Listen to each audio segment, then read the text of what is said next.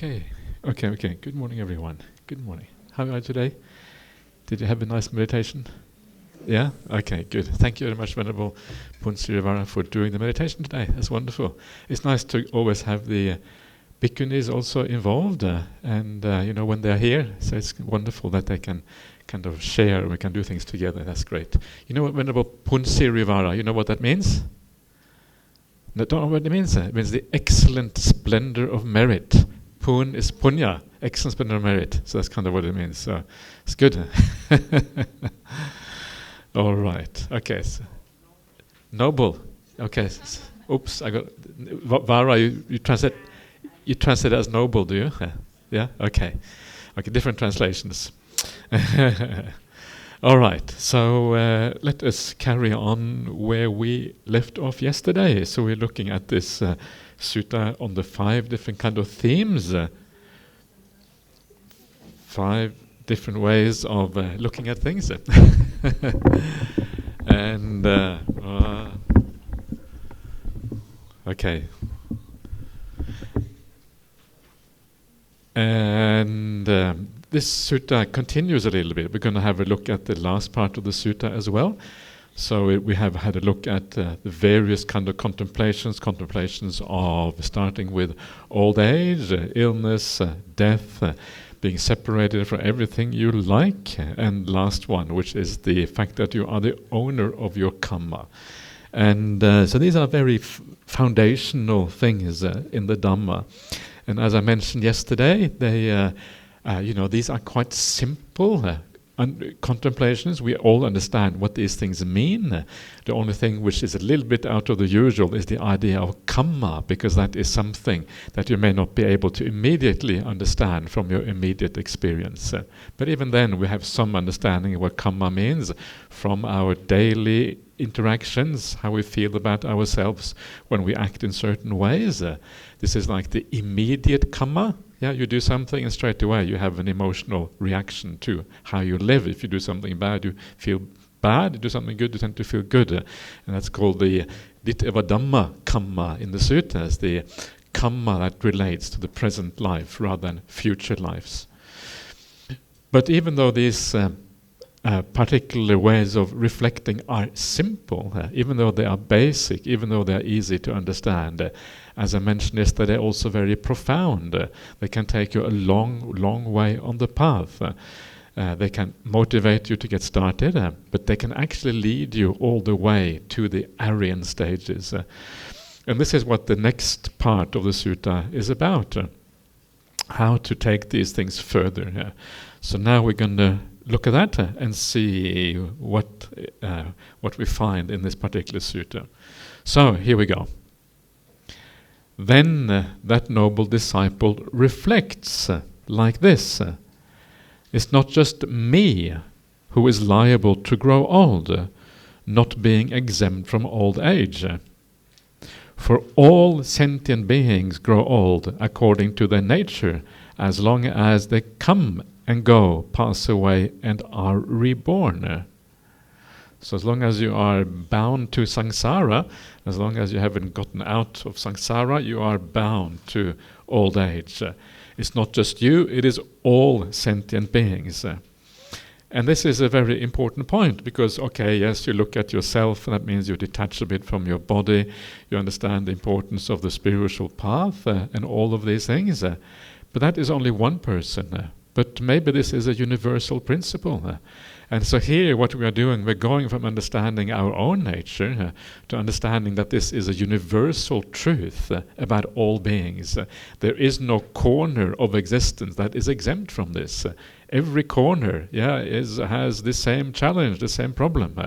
So regardless of how young you are, regardless of what realm you are in, you cannot gain some kind of samadhi and get reborn in the Brahma loka and hang out there forever after. That might be okay, because Brahma beings, they are full of love and compassion, and yay, wow, it's kind of wonderful what these beings develop. It's kind of beautiful, these are very high and beautiful emotions. Or even just the samadhi, the kind of the stillness of the mind, the incredible out of this world bliss that you can experience in meditation. These things are if that could go on forever, okay, maybe it's worth it.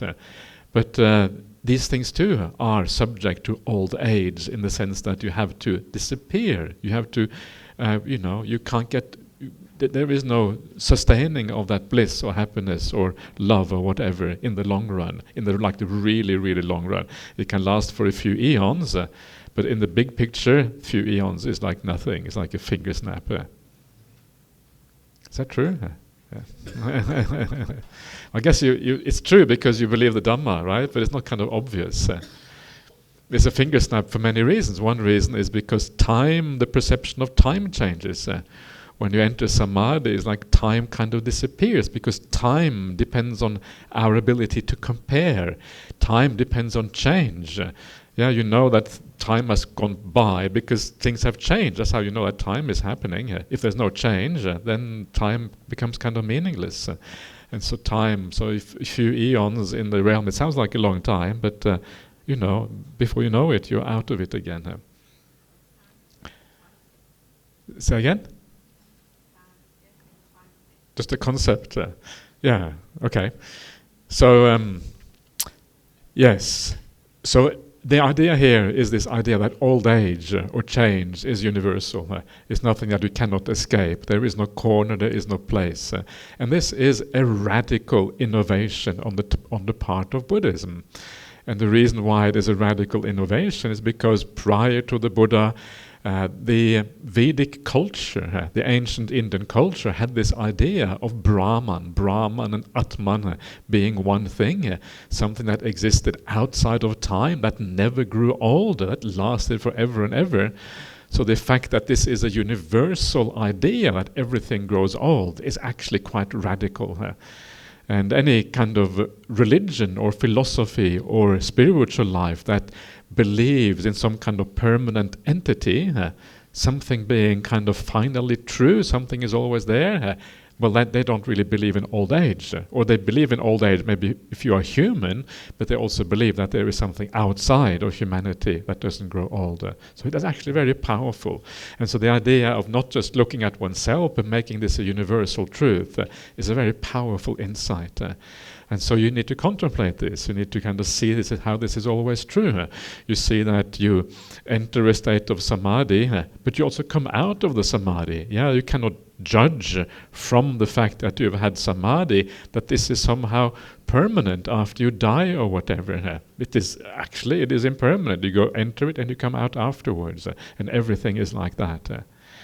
And so then from taking that simple reality, making it universal, then something happens. And this is kind of what's interesting, because then everything becomes kind of a little bit unbearable.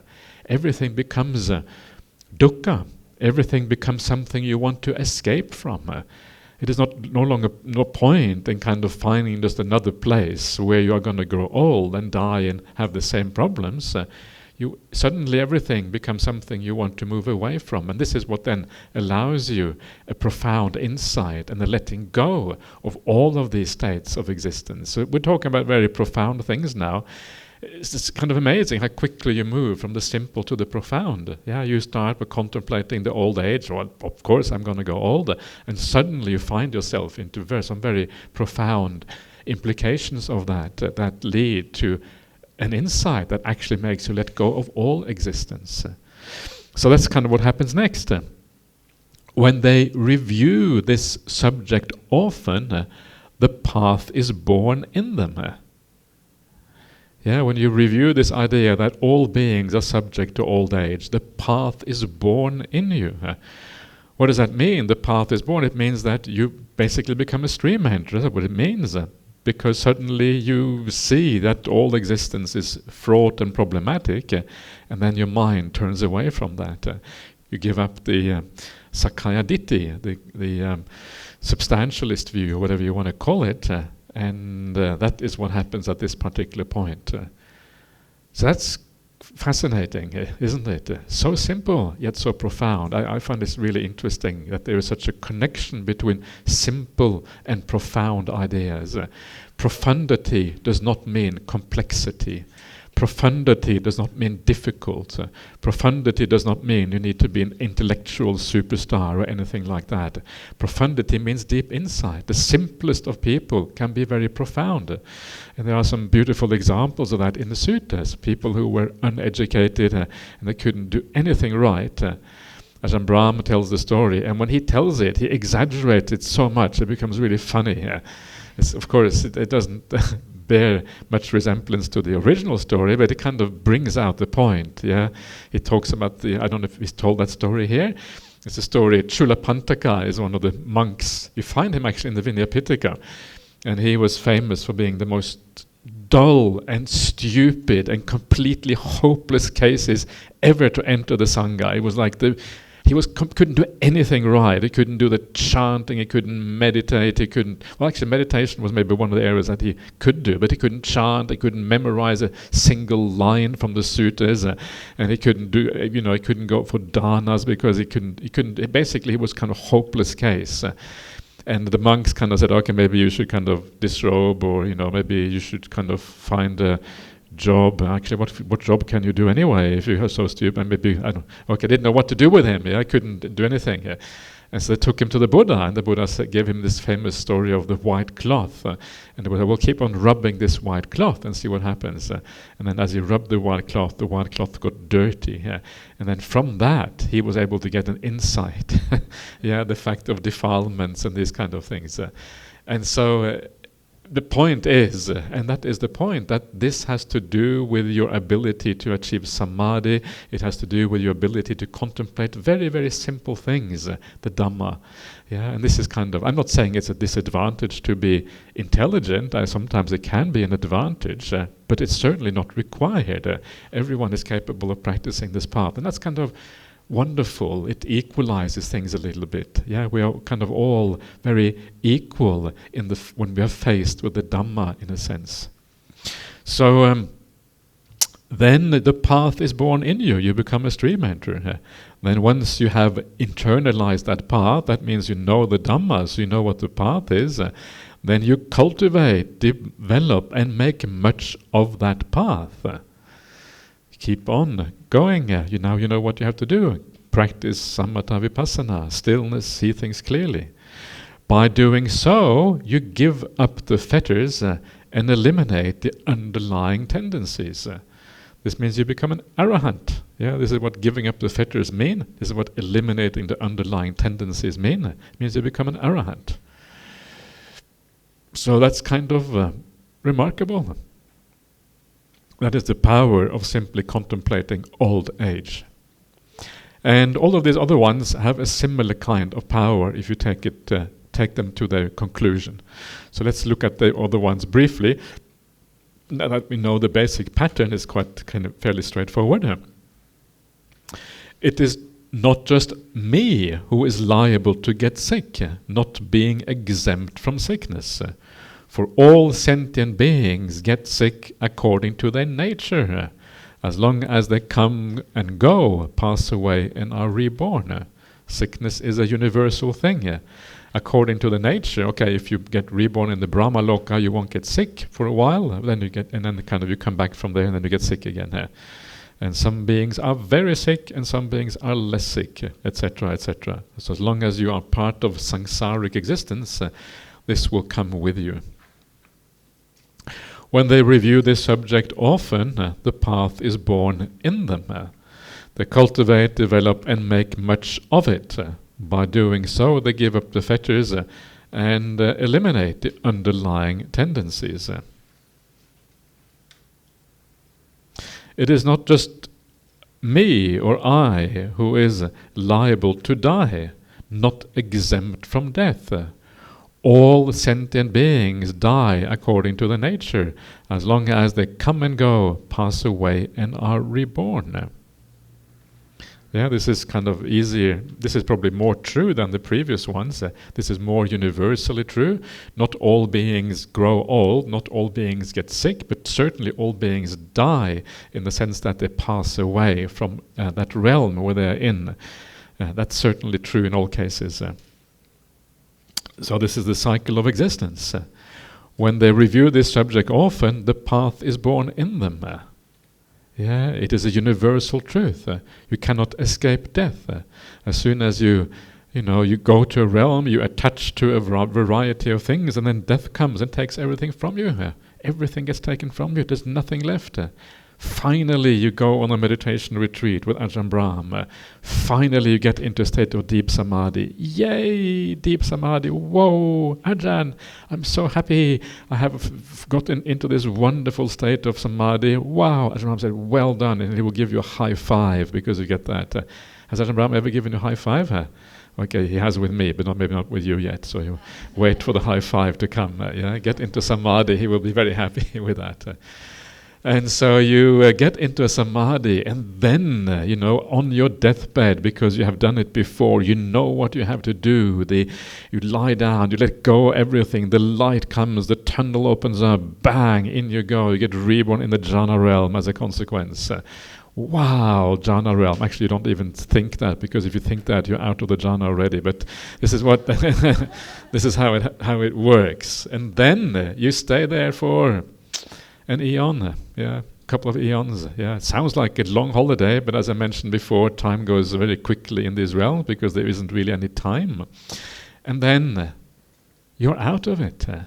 Imagine that. You have just experienced the greatest bliss pretty much experienceable by a human being or any being. And then it comes to an end.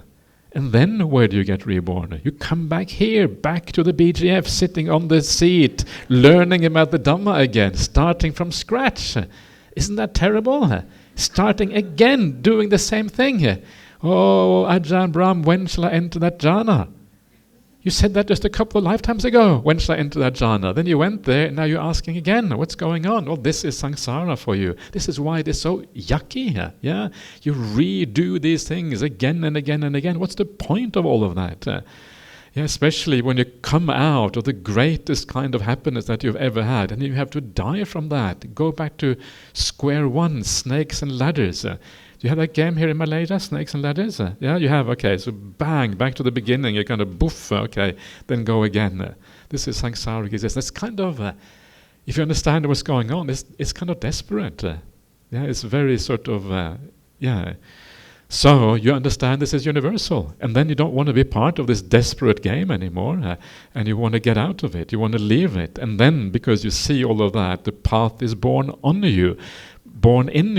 And you find kind of the way out of this big problem that you are subject to, that you are trapped by. And when that path is born, well, then you cultivate, develop, and make much of it. By doing so, you give up the fetters and eliminate the underlying tendencies.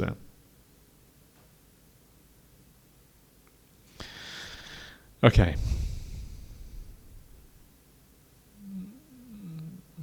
It is not just me who must be parted and separated from all I hold dear and beloved. The all is really the critical word there. For all sentient beings must be parted and separated from all they hold dear and beloved, as long as they come and go and pass away and are reborn. There is nothing you can hold on to. Nothing. Everything goes, everything has to pass away. And when they review this subject often, the path is born in them. They cultivate, develop, and make much of it. By doing so, they give up the fetters and eliminate the underlying tendencies. So again, simple thing, kind of understandable, but also very profound at the same time.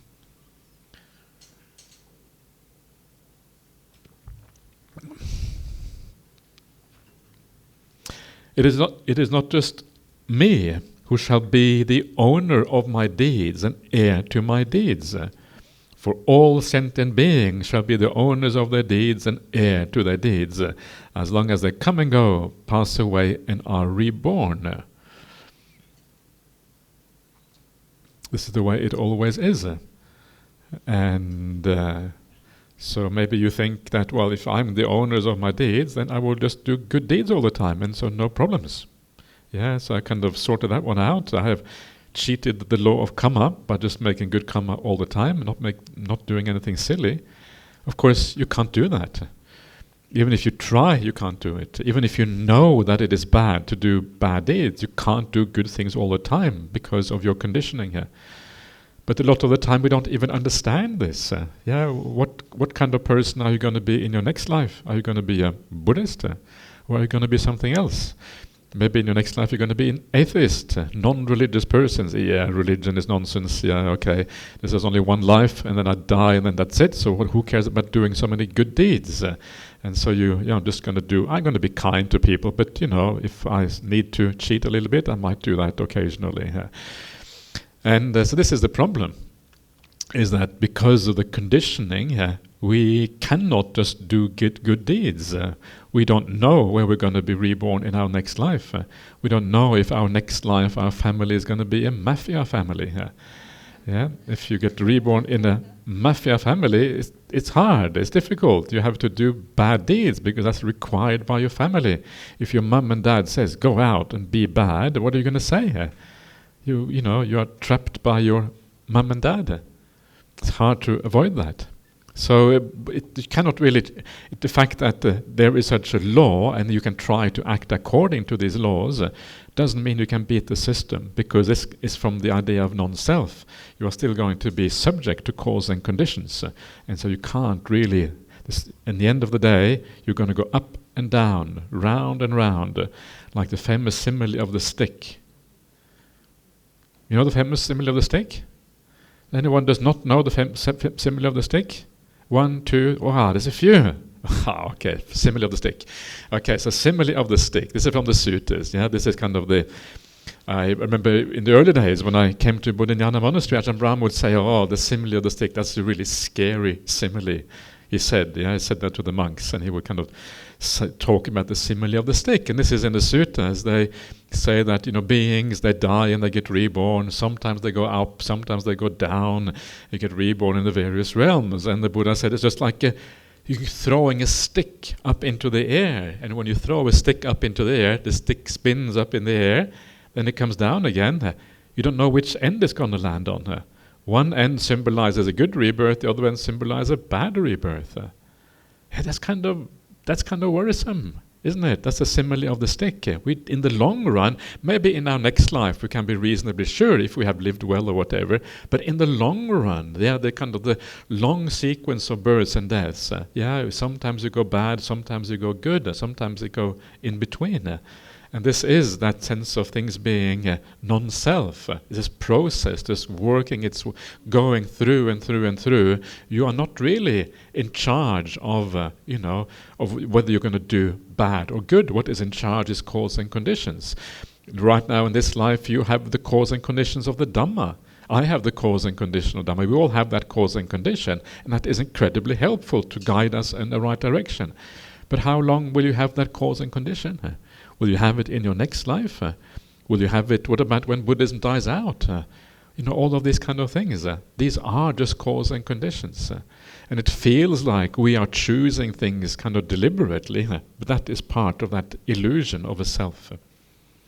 Anyway, so they review this subject often. The path is born in them.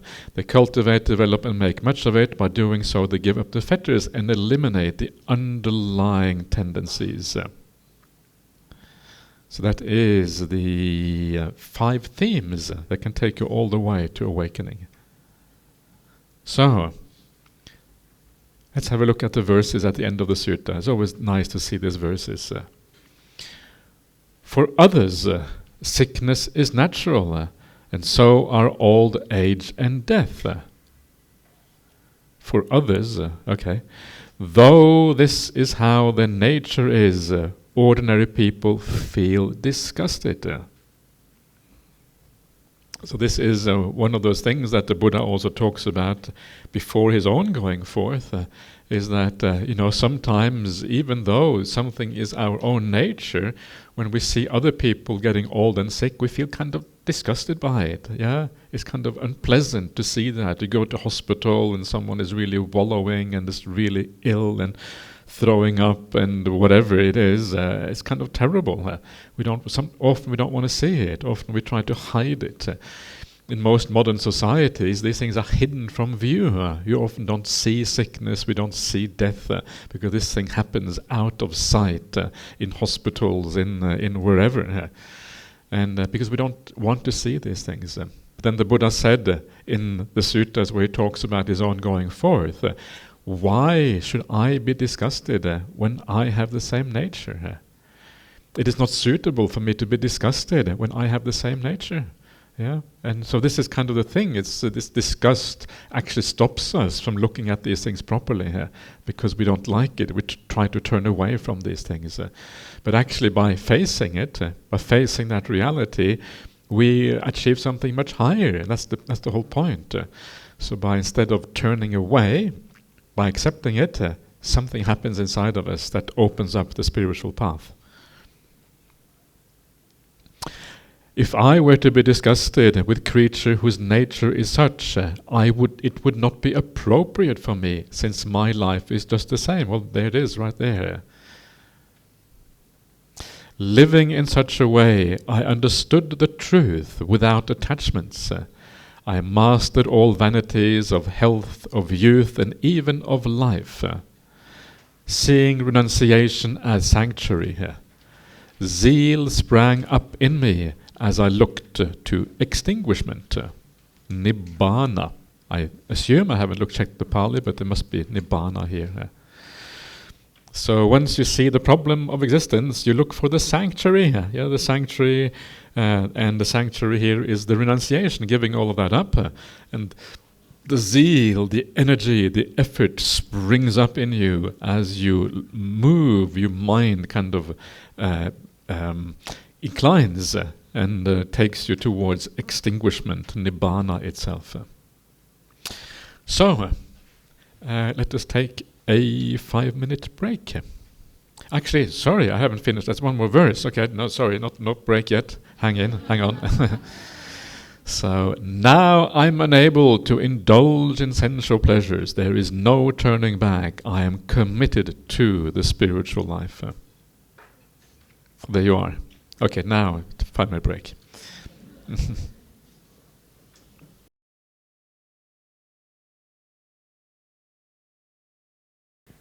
Good morning, Ajahn. Good Thank morning. you very much for this sharing. But when I hear you speaking, it's such a depressing thing, this samsara. So, you can meditate and become even a space cadet, and you could still end up having a horrible life. So, at least I think about it as, you could go dating and kiss many horrible frogs to get your Prince Charming. And when you find out your Prince Charming is another toad, you go back. But the problem is you got to kiss many, many toads. And if you don't want to kiss any more dirty toads, you can say, okay, I don't want to get married, I don't want to be involved with someone else. But in samsara, you can't even do that. So I'm curious, we do all of this, and we try to say, okay, non-attachment to self, blah, blah, blah. But if you throw the stick and you're still going to end up with the bad whatever, then what's the whole point to all of this? Okay, so let me, I want to clarify a bit about the simile of the stick. What it means is that, in the, first of all, karma is complicated, and it's not always the karma that is most immediate that ripens. Sometimes karma from the past can ripen, and so that's when you die. It's a little bit uncertain what's going to happen. But generally speaking, if you live a good life, generally speaking, you will have a good rebirth. Yeah, that's kind of the truth. But in the long run, because your next life, you don't know what you're going to do in your next life. Maybe you kind of hang out with the wrong crowd or whatever. Again, chances are in your next life you will also be a Buddhist. That's the chances are, because that's your habit, and we tend to follow our habits. But things are uncertain. You don't know what your conditioning is going to be. And maybe Buddhism isn't available in the world anymore. All of these things also matter. And so in the very long run, you will have this kind of going up and down, various kind of births. But right now is kind of is an opportunity, to do the right thing. And the more you do in this life, the more you understand the Dhamma, the more you have a theoretical understanding. Also, the further you go in practical terms, the better is your foundation for carrying on in your next life as you move on. So it's not as bleak as it may sound. It sounds worse than it probably is actually. But it's the idea here is that the Buddhist view of samsara is not a very positive one. It's a very different view from the majority of what other people in the world who are not Buddhist have. Other people tend to be life-affirming, tend to be, life is great, it's wonderful, we just live well and things go in the right way or whatever. But Buddhism is kind of different, and one of the reasons it is different is because it has this cyclical view of existence. Things go in cycles, and because it goes in cycles, we're not really going anywhere. We're kind of roaming around randomly in this kind of samsaric existence, but it doesn't really have any escape route unless you get onto the spiritual path, that there is an escape route. It doesn't have a direction to it. Whereas most kind of life-affirming philosophies, they have a feeling of direction. We're going to the omega point or whatever it is that they say, And so it is a little bit bleak, but the question is, okay, what does that mean? If it is bleak, okay, I better get on going with living well, doing the right thing. That's what it means. So the purpose is just to give you, it's not to make you depressed, but actually it is to give you a bit of impetus in your practice. But this is also why it is so important to balance that with the joy of the path. There is so much joy to be had on this path. And once you start tapping into that, then actually you can see the beautiful side of the Dhamma. You do simple things, like just simple things like just saying a kind word to somebody. You may have never said a kind word to this person in your life, and one day you say, oh, actually, I appreciate you as a friend. I just want you to let you know. Here's a cup of tea, by the way. Or whatever, You do something simple, and you do that again and again and again, and you get into this feeling of wanting to do kindness. You cannot do enough kindness anymore, because every opportunity, every time, whenever you open your mouth, whenever you move, your body is an opportunity to be kind to somebody, and you get into that, and you get a lot of joy out of these things, and then you go into your meditation, then the meditation works, and this whole path starts to evolve because of that. One of the greatest dangers in kind of modern meditation circles, especially as it is often done in the Western countries, is that there's a great focus on meditation, but not in the context of the path overall. And so many people have difficulties. They go funny in the meditation. They have to go off to the mental asylum. There is a famous it's not just in the West. It's actually everywhere. There's a famous saying in Sri Lanka, because I go to Sri Lanka occasionally. They have a famous meditation center called Kanduboda outside of Colombo, and then there is a mental asylum not that far away, which is called, I can't remember what it's called, Underboda, something like that. So the saying is, 1 week in Kanduboda leads to 1 month in Underboda afterwards. So you get 1 week meditation leads to 1 month kind of locked away in a special ward in some mental asylum. So there is some truth to that, and that is because the meditation is done in an unbalanced way. It is not done balanced with the other factors of the Noble Eightfold Path.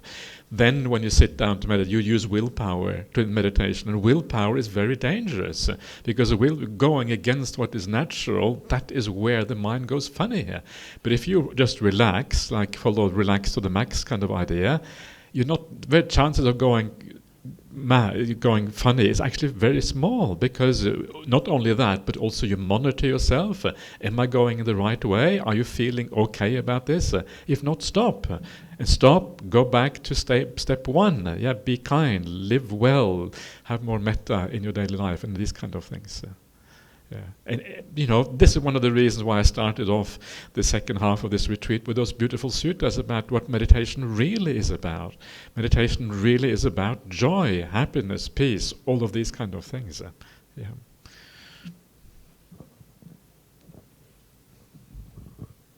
Good morning, Ajahn. Good morning. So, assuming we all practice well and we evoke joy on the path, relating to the simile of the stick, what's the chances of the stick landing down at the point of passing? It depends on your life, depends on how you live your life. If you live your life well, if you keep the 5 precepts, if generally you treat other people well and with kindness, the chances of it leading to a good rebirth is very high. So it's not really random where the stick lands, right? It's only random in the long run. So if you look across millions of lifetimes, then it looks random. So if you look into your past and you look like a million lifetimes back, then it kind of looks like, well, up and down. You can't see a pattern, because it depends on your conditioning here. So your next life is not random, because your next life, now you have you know where your mind is like, you know how you're living, and if you know you're living well, your chances of good rebirth are very high here.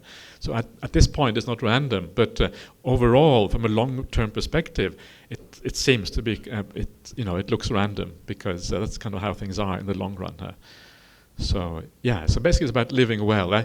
Some of the suttas they give the impression that the chances of being reborn as a human being is very low. That's what some of the suttas kind of give that impression. But I think that there is some contradiction in the suttas. For example, there is the idea that the chances of being reborn as a human is like the earth of a fingernail compared to the whole planet Earth. So basically there's almost no chance. So if the amount of earth on your fingernail compared to the whole earth is like the chance of being reborn as a human compared to reborn in a lower realm. There are some suttas like that. And actually, that doesn't make any sense. And I think those suttas are like a template that has been used. So all various rebirths have been spoken of in exactly the same way. But there is another sutta which is more realistic and actually contradicts this one. And that sutta is the idea of the turtle that resurfaces from the ocean every 100 years. What is the chance of that turtle sticking its head through a yolk floating on the ocean? That's very small. That is the same as once you have been reborn in a lower realm, the chances of being reborn from there back into the human realm. That's what that is about.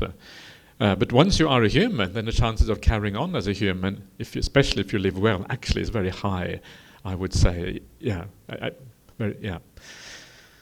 Thank you, Ajahn. Can I build on that? I'm just curious now. Is it better to be reborn as a human or in the Deva realm? What is better? Yes. I would say just when you die, just relax, see what happens. That's what I would say. Don't worry about it. Sometimes people think, I'm going to choose where I'm going to go this way or that way. I would say all of that is just, the Buddha never says anything about that, so forget about all of that. That's what I would say. Thank you, Ajahn.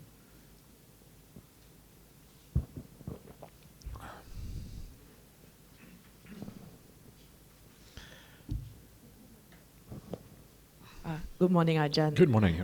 So actually I'm working in somewhere like a factory. So we climb quite high rise and all.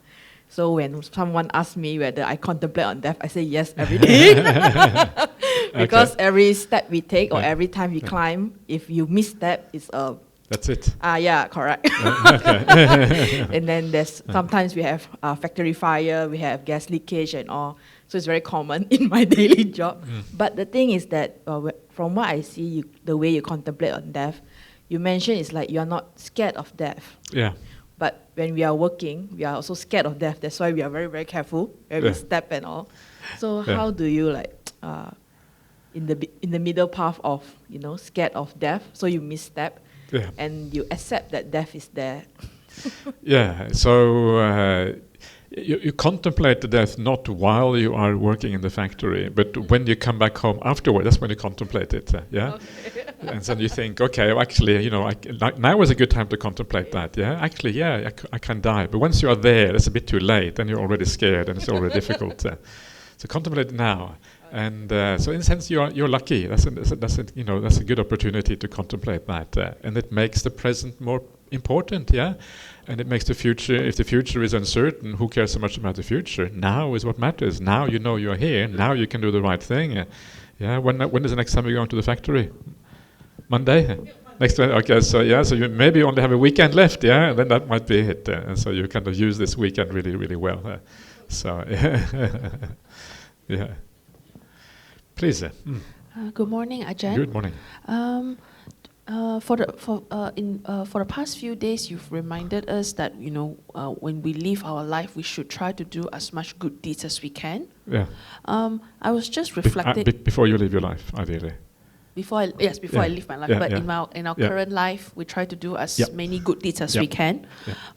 I was trying to reflect on that, and I was wondering, how can I do more good deeds? Because I was just thinking, I spend a lot of my time at work, and at work, what do? It's quite ordinary, quite humdrum. I attend meetings. I answer emails. What else do I do? I do research. I do some paperwork. Occasionally, I may interact with others, but it's apart from that, it's pretty much just looking at the screen and just responding to emails. So I'm just wondering, how can I do more good deeds? Oh, so easy. Wow, so many possibilities. When you write that email, put a lot of loving kindness and compassion into the email. Write the email in a kind way. Before you send the email, read it one more time at least. Never send the email straight away. Always read it afterwards and look, and then you will see, actually, yes, I can add a kind word here, a kind word there. Wishing you a lovely day. Wishing you a splendid day. Whatever. An extra smiley face on the end. Sometimes people say, "Oh, professional emails shouldn't have any emojis." Forget about that. Put emojis in there. That's kindness, right? Don't listen to all the stupidity. People have these kind of crazy ideas. Just there's lots of opportunities right there. I try to do that when I write emails. I always try to think, how can I be more kind in this email? How can I add something more valuable? Because that is speech. That's a modern way we speak to each other. When you go to a meeting, even then sometimes you have to say something or whatever. How am I coming across when I speak at the meeting? Am I speaking with a sense of compassion, with care for the other people there? These kind of things. You have an opportunity to act kindly. With your fellow workers, be kind to them. Bring them a cup of tea occasionally, a glass of water. I don't know what your workers are like. Just do some small little gestures of kindness towards them. Lots of opportunities all the time. So even humdrum office work, in some ways that's better, because humdrum means that if work is too exciting, you forget about the kindness. This is an opportunity to add something really valuable into the ordinary things. Boring is sometimes good. Monastic life should be as boring as possible. That's good. If monastic life gets too exciting, you get distracted from actually the Dhamma. So monastic life should be incredibly boring, just sitting on your bottom all day. That's kind of the ideal monastic life, So, just look for it, and you will guarantee it. You will find many, many ways of doing the right thing here. It's also what is also interesting about the, being kind is that it's not just about doing kind things, but it's about adding more kindness to the things we are already doing here. How can I add more metta to these things? How can I add more compassion to the things that I'm already doing? Okay, so I'm kind, generally speaking, but okay.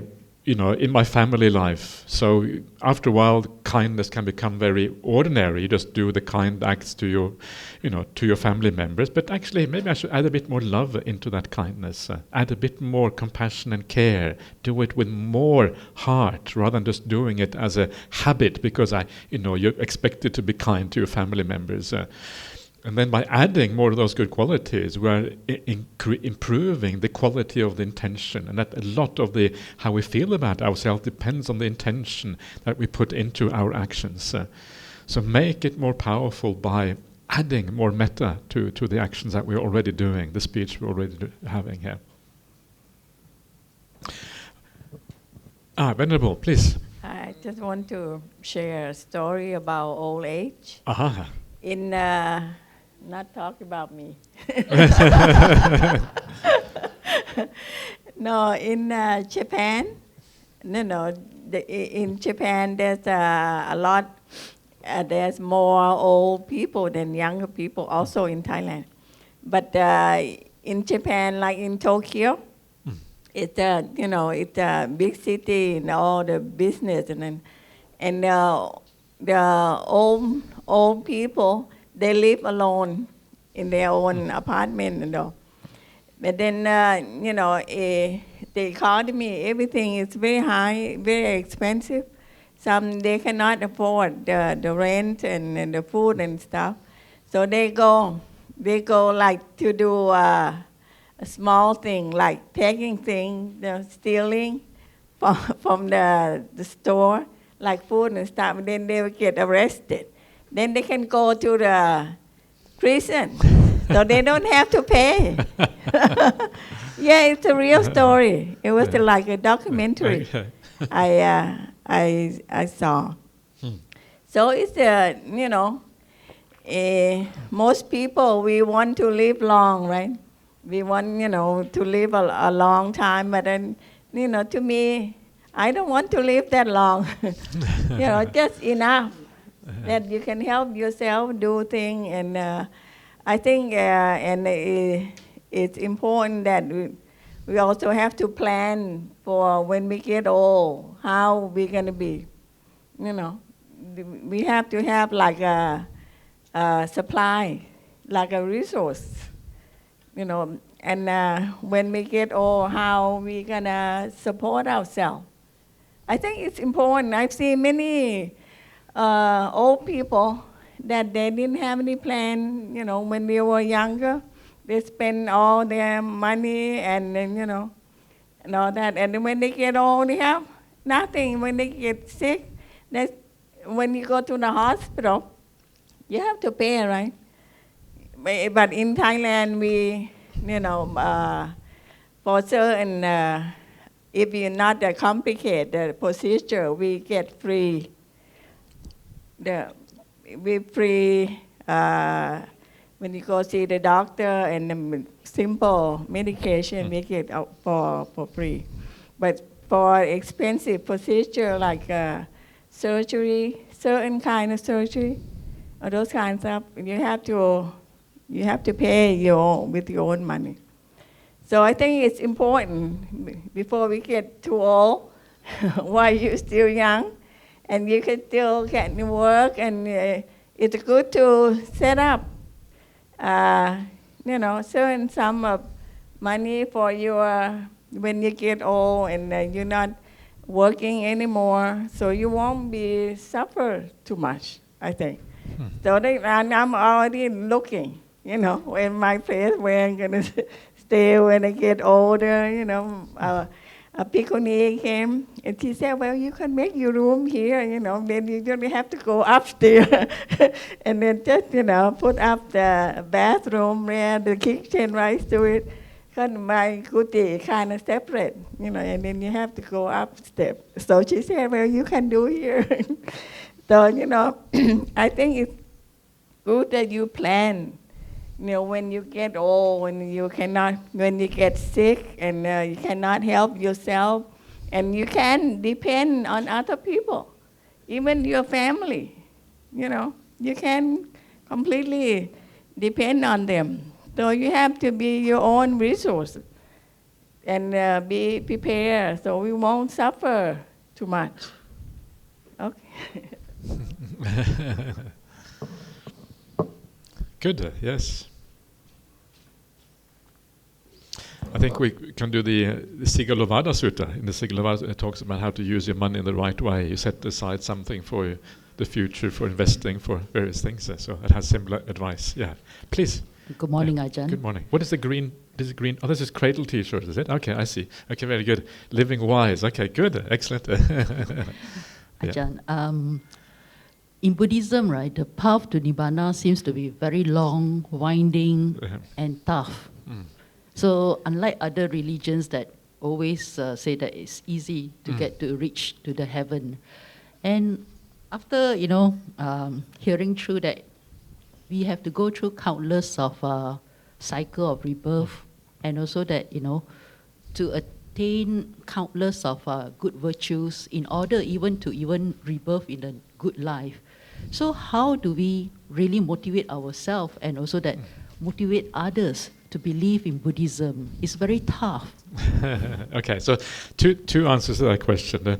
The first one is that it's not a matter whether it's tough or not, it's a matter whether it's realistic or not. If you believe in something that is easy but it turns out to be wrong, there's no point. Yeah. If it's too easy, usually it means it's also dodgy. So anything that's too easy, don't trust it too quickly. And the other point about it may seem very hard, but actually it is not really that hard. The Dhamma may seem like it is very, a long path, etc., to Nibbana, but it really depends on your commitment and your motivation and your ability to do it. It depends on the qualities you have already, the qualities you come into this world with. So it's not really that it can be long, but if you really put your effort and perseverance and you put your mind to it, it can also be quite short. That is the point. It can be. This is the whole idea. It can be done in one life. if you know what you're doing and you do it in the right way. It's really just about being kind. That's what it is. Can you be kind? Of course you can be kind. The question is, how kind can you be? Can you be kind fully? That's really all there is. Because once you have the kindness in place, once the sila is in place, the meditation happens automatically. So it's the degree to which you're able to be kind. That's really all there's to it. Yeah. So it's actually quite simple. Yeah, it's simple, but it is that commitment which is required to have that kind of consistent kindness all the time.